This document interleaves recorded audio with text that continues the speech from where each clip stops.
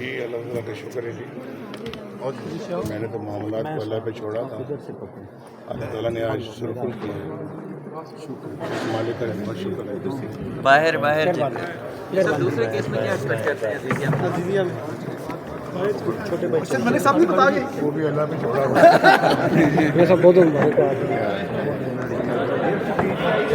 کارروائی مکمل ہوگی. میں صرف یاد دہانی کرانا چاہتا ہوں اپنے ناظرین کو کہ جب ایون فیلڈ کیس میں سزا ہوئی تھی میاں نواز شریف اور ان کی صاحبزادی کو، تو اس کے بعد اپیل آئی تھی اسلام آباد ہائی کورٹ میں. اس وقت کے چیف جسٹس مسٹر جسٹس اطہر اللہ جو سپریم کورٹ آف پاکستان کے جج ہیں، اور مسٹر جسٹس گل حسن اورنگزیب جو اس وقت بھی اس میچ میں شامل ہیں چیف جسٹس عامر فاروق صاحب کے ساتھ.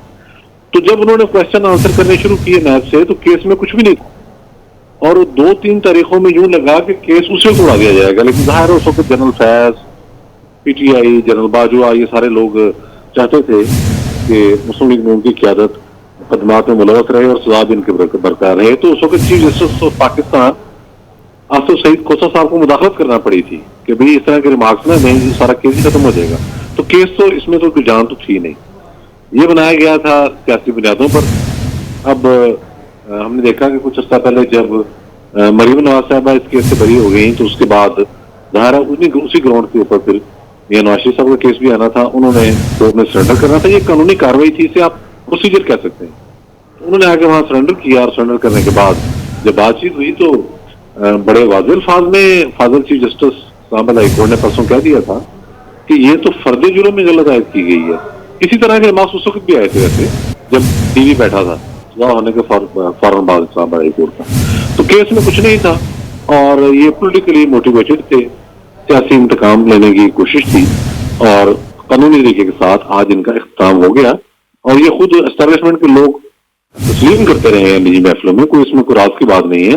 اس وقت کے آرمی چیف نے بھی ایک دفعہ کہا تھا ان کے اپنے پیسے، ان کے اپنے معاملات ہیں، بیانات کی وجہ سے کچھ گڑبڑ پیدا ہوئی ہے، لیکن کروایا سب کچھ انہوں نے تھا اس وقت.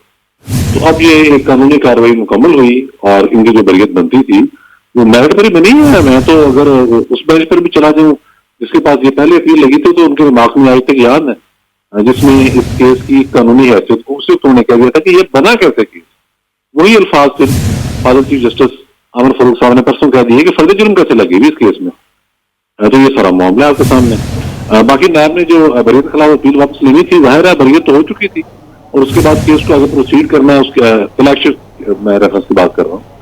تو اس میں نہ کوئی جان تھی، نہ کوئی لینا نہ دینا. پھر نیب کو سوال جواب کا سامنا تھا جج صاحبان کے روبرو کی. آپ نے بنایا کیسے؟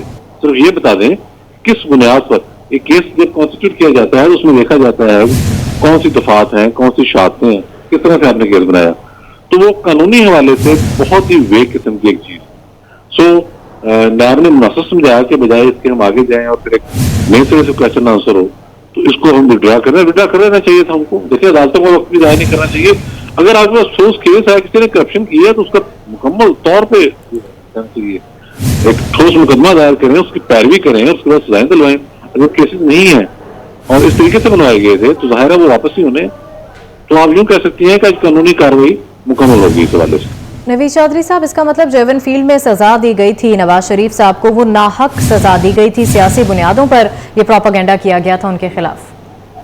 جی یہ تو بہت واضح طور پر بہت ساری چیزیں جو ہیں. اب تو دیکھیں نا، اب تو نہ تو کوئی راز ہے، یہ سب ریکارڈ کا حصہ ہے. سب سے بڑی گواہی تو اس وقت اسلام آباد ہائی کورٹ کے جو جج جسٹس شوکت صدیقی ہیں انہوں نے دے دی تھی سروس کے دوران ہی، کہ جنرل فیض نے ان کے گھر آ کر کہا کہ جب یہ اپیلیں ہائی کورٹ میں آئیں گی تو آپ کیا کریں گے. تو جسٹس شوکت صدیقی صاحب نے کہا، بڑے پرائیویٹ اور بڑے بہادر جج ہیں، انہوں نے کہا میرٹ پر فیصلہ کروں. انہوں نے یہ نہیں کہا تھا کہ میں فیور دوں گا، ہر جج کا یہ منصب بھی نہیں ہے کسی بات سے. انہوں نے صرف اتنا کہا تھا کہ جب یہ سزاؤں کے خلاف اپیلیں اسلام آباد ہائی کورٹ میں آئیں گی تو ہم عدالت جو ہے وہ میرٹ پر فیصلہ کرے گی. تو اس کے جواب میں جنرل فیض امید نے کہا تھا کہ اس طرح تو میری 2 سال کی محنت ضائع ہو جائے گی. یعنی کہ جنرل فیض امید اس بات کو خود کمٹ کر رہے تھے وہاں بیٹھ کے، انہوں نے اس کو اعتراف کر رہے تھے کہ یہ جعلی کیسز بنائے گئے ہیں. اگر آپ نے میرٹ پر سنا پھر تو یہ کیسز ختم ہو جائیں گے، تو مجھے تو ان کو جیل میں رکھنا ہے. تو तो आप ٹھیک ہے، بالآخر ناحق سزا جو تھی وہ ختم کر دی گئی ہے. بہت شکریہ نوید چودھری صاحب ہمارے ساتھ موجود تھے اور اپنا تجزیہ دے رہے تھے. بلیٹن میں شامل کریں گے ایک بریک.